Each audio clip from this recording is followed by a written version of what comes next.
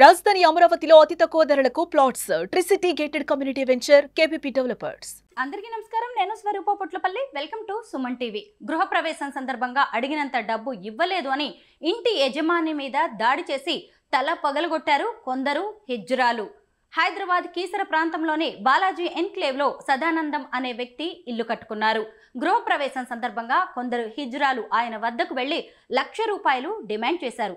అంత డబ్బులు ఇవ్వడానికి ఆయన ఒప్పుకోకపోవడంతో మరికొంతమంది హిజ్రాలను తీసుకొచ్చి ఆ కుటుంబం మీద విచక్షణారహితంగా దాడి చేసినట్టుగా తెలుస్తోంది.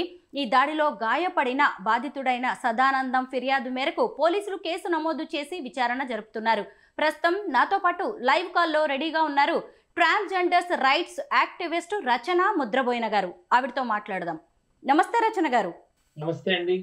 రచన గారు, ఎవరైనా సరే ఎంతో కష్టపడి ఇల్లు కట్టుకుంటారు, గృహప్రవేశం ఎంతో సంతోషంగా చేసుకుంటారు.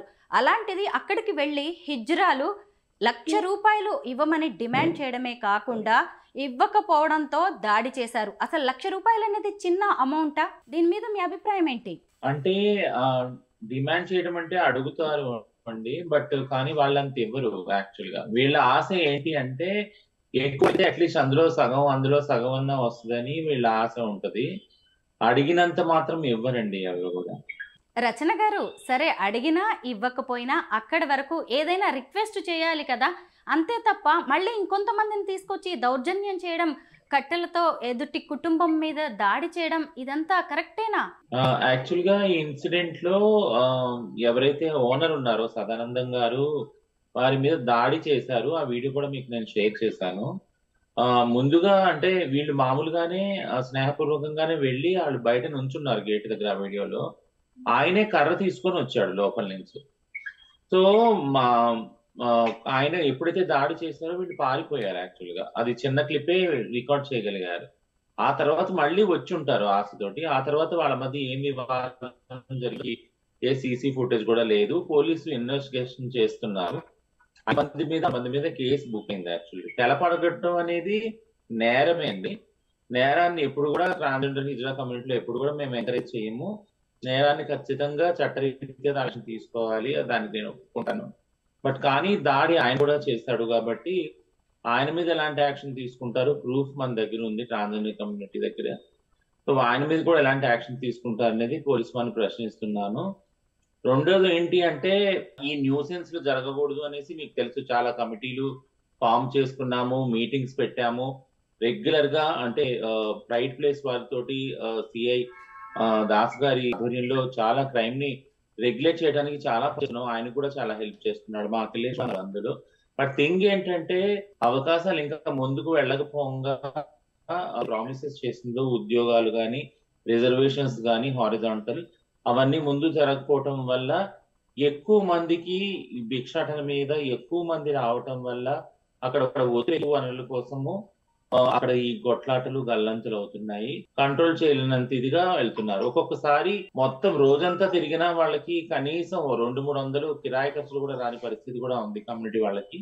నేను వెనకేసుకొస్తానని కాదు, ఇది చాలా అంటే కూడు గుడ్డ కనీసం లేని కమ్యూనిటీ మాది కాబట్టి అవన్నీ ఏర్పరచడానికి గవర్నమెంట్ ముందుకు వచ్చినప్పుడు ఇవన్నీ తగ్గుతాయని నా ఉద్దేశం అండి. రచన గారు, మీ బాధలు మీకున్నాయి, మేము అర్థం చేసుకోగలం. కానీ ఒకవైపు ఇప్పటికే సమాజంలో ఈ కమ్యూనిటీ ఎంతో వివక్షని ఎదుర్కొంటోంది. ఒకవైపు రైళ్లలో భిక్షాటనకు వెళ్ళి, అలాగే రైల్వే స్టేషన్స్ కావచ్చు, లేదు అంటే పెద్ద పెద్ద రద్దీగా ఉండే జంక్షన్స్లో వాళ్ళు బెగ్గింగ్ చేస్తూ ఉంటారు, ఎదుటి వాళ్ళని ఇబ్బంది పెడుతూ ఉంటారు. అలాగే పెళ్ళిళ్ళు, ఫంక్షన్స్, ఒక బిడ్డ పుట్టిన, గృహప్రవేశం జరిగిన వెళ్ళి అమౌంట్ అడుగుతారు, రిక్వెస్ట్ చేస్తారు, వాళ్ళ బ్లెస్సింగ్స్ని కూడా చాలామంది తీసుకుంటారు. ఎందుకంటే ట్రాన్స్జెండర్స్ని అర్ధనారీశ్వరుల స్వరూపంగా కూడా చాలామంది చూస్తూ ఉంటారు. కాకపోతే ఇలాంటి దాడులు చేయడం అనేది పూర్తిగా కమ్యూనిటీ మీదే నెగిటివిటీని పెంచే అవకాశం ఉంటుంది కదా. ఖచ్చితంగా మీడియా అలా పోర్ట్రే చేస్తే అలాగే అవుతుంది స్వరూప గారు. ఎందుకంటే పొద్దు నుంచి వచ్చిన ఆర్టికల్స్ కానీ, రీల్స్ కానీ వీటిలన్నిటి కూడా అవే అంటే కనపడుతున్నాయి. మీకు చిన్న ఉదాహరణ చెప్తాను. 15-20 రోజుల క్రితం ఒక అమ్మాయిని బాలనగర్ అంటే అదే కుక్కట్పల్లి పిఎస్ పరిధిలో తీసుకొని వెళ్ళి రౌడీలు, దుండగులు గ్యాంగ్ రేప్ చేశారు. బట్ ఆ అమ్మాయిని వాళ్ళకి 3-4 రోజులు పోలీసులు ఇన్వెస్టిగేట్ చేసి ఆ క్రిమినల్స్ పట్టుకొని జడ్జి గారి దగ్గర తీసుకువెళ్తే ఈ అమ్మాయి మీద ఏదైతే జరిగిందో అది చట్ట పరిధిలోకి రాదు అని వాళ్ళకి బెయిల్ ఇచ్చి వదిలివేయడం జరిగింది. ఎవరైతే చేశారో మానభంగం, అందులో ఒక వ్యక్తిని మర్డర్ చేయగా మీరు చూసే ఉంటారు. రీసెంట్ గా 2 రోజుల క్రితము ఒకటి చాలా దారుణమైన వీడియో సర్క్యులేట్ అయ్యింది కూడా. దానికి సంబంధించి రీల్స్ చేస్తా కూడా, అంటే మీడియా ఎంత ఇన్సెన్సిటివ్ గా ఉంటది, ప్రజలు ఎంత ఇన్సెన్సిటివ్ గా ఉంటారు ట్రాన్స్జెండర్ విషయాలకు వచ్చేటప్పటికి అనే దాని గురించి చెప్తున్నాను నేను. వీళ్ళిద్దరు ఎవరైతే రౌడీల ఘర్షణ ఉందో దానికి కారణం ట్రాన్స్జెండర్ గా ఒక ఆయన రీల్ చేసి ఇన్స్టాలో పెట్టాడు. థింగ్ ఏంటంటే ట్రాన్స్జెండర్ వ్యక్తులు అనేటప్పటికీ ఆల్రెడీ కొన్ని నెగిటివ్ స్టీరియో టైప్స్ ఆలోచనలు సమాజంలో ఉన్నాయి. దాన్ని మీడియా కూడా ప్రతిబింబించడం, హైలైట్ చేయడం, ఆ విధంగా రిపోర్ట్ చేయడం జరిగింది. ఇప్పుడు ఈ వీడియో షేర్ చేసేంత వరకు కూడా నేను ఏదైతే సదానందం గారు కొడుతున్నారో ట్రాన్స్జెండర్ వాళ్ళని, ఎవరికి తెలియదు ప్రపంచానికి అసలు అక్కడ ఏం జరిగింది అని. సో చాలా చోట్ల మేము కమిటీ పెట్టుకునేటప్పుడు చాలా మీటింగ్లు కన్సల్టేషన్ చేసాం గురువులతోటి, హిజ్రా గురువులందరితోటి. వెళ్ళిన చోటల్లా వీళ్ళని చేపట్టుకొని లాగటము, వెళ్ళిన చోటల్లా వీళ్ళు మీరు మగాళ్లే కదా చీరలు కట్టుకొని వచ్చారు, వెళ్ళిన చోటల్లా వీళ్ళు మీరు ఆపరేషన్ చేయించుకుంటారు, మీరు పెట్టించుకుంటారు, పోయించుకుంటారు, ఇవన్నీ మాటలంటాం, దుర్భాషలు ఆడటం జరుగుతుంది. సో వీళ్ళు రోషానికి వచ్చి వాళ్ళతోటి కొట్లాట తీయటం, కయ్యం తిరగడం జరుగుతుంది.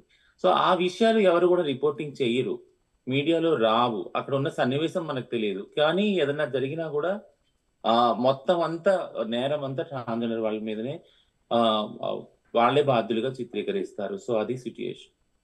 ట్రాన్స్జెండర్స్ పరిస్థితుల్ని మార్చడానికి, అసలు సమాజంలో వాళ్ళ మీద ఉన్న అభిప్రాయాన్ని కూడా మార్చేయడానికి ప్రభుత్వం ఎన్నో చర్యలు తీసుకుంటుంది. ఇప్పటికే కొంతమందిని ట్రాఫిక్ వాలంటీర్స్గా తీసుకున్నారు, అలాగే మెట్రో లాంటి చోట కూడా జాబ్స్ ఇచ్చారు. మీలాంటి వారు కూడా ట్రాన్స్ స్వాభిమాన్ వంటి అవార్డ్స్ ఇస్తున్నారు. అయినా సరే ఎందుకు ఇలాంటి ఘటనలు జరుగుతున్నాయంటారు? ఎందుకంటే గవర్నమెంట్ నిలబడట్లేదు మాతోటి. ముఖ్యంగా నిలబడి మేమున్నాం వీళ్ళకి అండగా అని ఏ ఒక్క మంత్రి కానీ, సీఎం గారు కానీ, ఎవరు కానీ, ఏ పొలిటీషియన్ కానీ మామూలు మీడియాలో, సోషల్ మీడియాలో ఎక్కడ కనిపించదు అసలు యాక్చువల్గా ట్రాన్స్జెండర్ వారితో. ఎందుకంటే ఇంకా వాళ్ళ ఆలోచనలో మేము నేరస్తులు కానీ, అంటరాని వాళ్ళగానే వాళ్ళు ఫీల్ అవుతా ఉన్నారు. కాబట్టి అది పోయేంత కాలం ఈ వివక్షత మాతో కంటిన్యూ అవుతూనే ఉంటుంది. ఇంకా ఏం కోరుకుంటున్నారు మీరు ప్రభుత్వం నుంచి? మేం కోరుకునేది ఏంటంటే కనీస అవసరాలు ఏవైతే ఉన్నాయో, రోటీ, కపడా, మకాన్, అవి అందరికీ కూడా కల్పించేలాగా ట్రాన్స్జెండర్ వాళ్ళకి చర్యలు తీసుకోవాలి. పెన్షన్ వచ్చేలా చర్యలు తీసుకోవాలి. అలానే ఏదైతే ఉద్యోగాలు ఇస్తామని ప్రామిస్ చేశారో అవన్నీ ఇచ్చేలా చర్యలు తీసుకోవాలి. వెల్ఫేర్ బోర్డు ఒకటి ఫామ్ అయ్యేలా చూసేలా ఉండాలి. అలాగే పోలీస్ డిపార్ట్మెంట్ కి సపరేట్ ఒక పాలసీ చేయాలి. మీడియా వాళ్ళకి సెన్సిటైజ్ చేయాలి. ఇవన్నీ చాలా ఉన్నాయండి డిమాండ్లు. ముఖ్యంగా వస్తే మెయిన్ ఏవైతే ఉన్నాయో రోటీ, కపడా, మకాన్, వీటి గురించి ప్రభుత్వం ఒక గట్టి ధ్యేయం తీసుకొని డెసిషన్ తీసుకుంటే చాలా మటుకు మా జీవితాల్లో మార్పు. చాలా మంది ట్రాన్స్జెండర్స్ మోసాలకి గురవుతున్నారు, అలాగే ప్రేమలో పడుతున్నారు, వాళ్ళని డబ్బుల కోసం వాడుకుంటున్న వాళ్ళు కూడా ఉన్నారు, అలాగే హత్యలు కూడా జరుగుతున్నాయి. వీటన్నిటిని మేము కాదనలేం. కాకపోతే ఇలా ఏ శుభకార్యాలు జరిగినా అక్కడికి వెళ్ళి ఎదుటి వాళ్ళని బెదిరించడం, వాళ్ళు డబ్బులు ఇవ్వకపోతే ఇలాంటి దాడులకు పాల్పడడం లాంటి వాటిని మాత్రం ఎవరూ కూడా ఖండించకుండా ఊరుకోలేరు. ఇక మీదట మాత్రం అలాంటి ఘటనలు జరగకుండా, రిపీట్ అవ్వకుండా చర్యలు తీసుకోవాల్సిన అవసరం మీలాంటి ట్రాన్స్ కమ్యూనిటీ పెద్దలకు, అలాగే ప్రభుత్వానికి, పోలీసులకు కూడా ఉంది. థ్యాంక్ యూ సో మచ్ రచన గారు. థ్యాంక్ యూ అండి.